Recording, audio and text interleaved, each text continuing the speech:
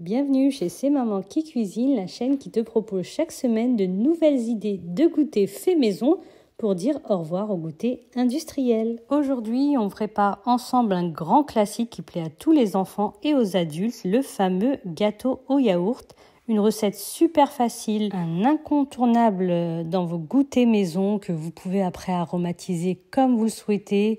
Un choix parfait pour les parents pressés. Et l'avantage, c'est que vous n'avez pas besoin de balance. Tout se mesure avec le pot de yaourt.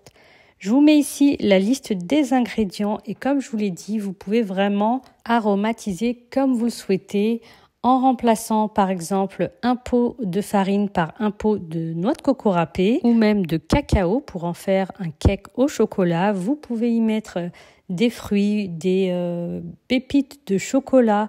Enfin bref, vous pouvez vraiment vous amuser avec cette base de recette. On passe tout de suite à la préparation et vous allez voir à quel point c'est simple. Enfin, même si tout le monde connaît le gâteau au yaourt de base. Et d'ailleurs, c'est une base de gâteau que je vous recommande vraiment lorsque vous commencez à vouloir vous organiser, à faire les goûters maison. Vous allez pouvoir par exemple doubler voire tripler la recette et faire cuire votre base dans différents moules, ce qui vous donnera des gâteaux de formes différentes. Vous pouvez faire ça dans des moules à muffins, des moules à cake, des moules à financiers, etc., etc.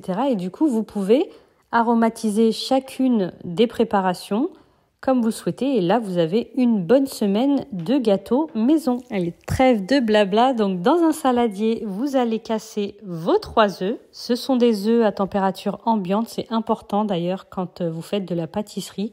Il vous faut toujours des œufs à température ambiante et non pas des œufs qui sortent du frigo par exemple. Vous ajoutez ensuite votre yaourt. Vous pouvez d'ailleurs utiliser un yaourt aromatisé pour donner le goût directement à votre gâteau. On ajoute ensuite un pot de sucre. Donc pour le sucre, c'est vraiment selon vos goûts. Vous pouvez en mettre plus, vous pouvez en mettre moins. Avant, j'en mettais 2 pots, il me semble. Là, j'ai réduit à 1 pot et c'est du sucre non raffiné. On évolue tranquillement avec le temps. Je vais maintenant fouetter à l'aide de mon fouet électrique pour avoir vraiment un résultat bien blanchi et bien mousseux. C'est ce qui apportera également du moelleux à votre gâteau. On va maintenant ajouter la farine, la maïzena ainsi que la levure chimique tout en tamisant. Ici par exemple, j'ai remplacé le 3e pot de farine par un pot de maïzena, ce qui apporte beaucoup de légèreté à notre cake. Et comme je vous l'ai dit, vous pouvez remplacer ce pot-là justement par un pot de cacao, un pot de noix de coco ou peut-être même un pot d'amandes en poudre. Ça peut donner un très bon goût. J'ajoute ensuite l'huile. Donc comme je vous l'ai dit, j'utilise 3/4 d'un pot d'huile. Vous pouvez aller jusqu'à un pot entier. Plus vous aurez d'huile et plus le gâteau sera moelleux. J'ai ajouté ensuite de la poudre de vanille. C'est une gousse de vanille qui a été broyée pour aromatiser un petit peu mon gâteau nature. On mélange à présent le tout. Alors ne mélangez pas trop longtemps. Ne fouettez pas trop longtemps. Dès que vous avez une pâte homogène, vous pouvez tout de suite arrêter de fouetter. Une fois que vous avez ce résultat, c'est parfait.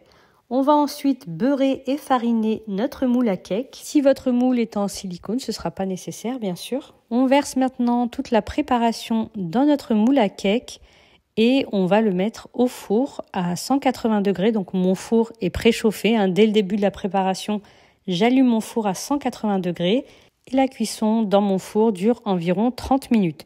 Donc je vous dis ça parce que ça va dépendre vraiment de votre four. Pour certains fours, ça peut durer jusqu'à 40 minutes et d'autres un petit peu moins de 30 minutes. Et ça dépend également du type de moule que vous utilisez. Ah oui, avant de le mettre au four, je vais créer cette petite ligne à l'aide de la maryse. Bon, des fois, je fais même pas la ligne, mais j'y dépose directement une ligne de beurre.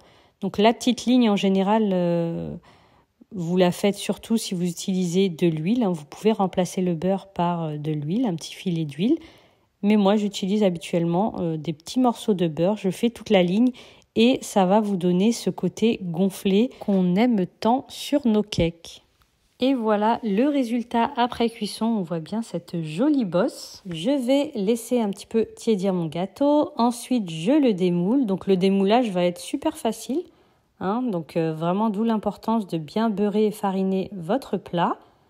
Je le laisse à nouveau tiédir quelques instants sur cette petite grille et je vais ensuite le recouvrir de film étirable, ce qui va apporter encore plus de moelleux à notre gâteau et donc le conserver bien moelleux. Le gâteau ne va pas sécher. L'humidité qui est encore dans cette chaleur du gâteau va apporter tout ce moelleux qu'on aime tant. Testez cette petite technique et vous verrez que vos gâteaux se conserveront plus longtemps. Bon, moi perso, ça me fait un seul goûter. Allez, parfois, on déborde un peu sur le petit-déj, c'est-à-dire qu'il va nous rester 2-3 tranches pour les plus chanceux. Mais c'est vrai que bon, il part très très vite. Par contre, si je double, je triple la préparation, je serais bien contente de ce type de conservation. Et c'est d'ailleurs un goûter que vous pouvez également conserver au congélateur. Si jamais vous faites un batch goûter, vous préparez plusieurs gâteaux différents, vous aurez une partie que vous pouvez mettre au congélateur. Vous ressortez quelques heures avant dégustation et il sera comme le jour de la préparation. Il sera vraiment nickel. Je pense que je vous ai tout dit sur ce cake au yaourt. N'hésitez pas, si vous avez des conseils à donner, n'hésitez pas à les laisser sous la vidéo. N'oublions pas qu'il y a aussi beaucoup de jeunes personnes qui se mettent à la cuisine. Il y a aussi des débutants qui, malgré leur âge, n'ont jamais cuisiné. Donc vos conseils seront les bienvenus.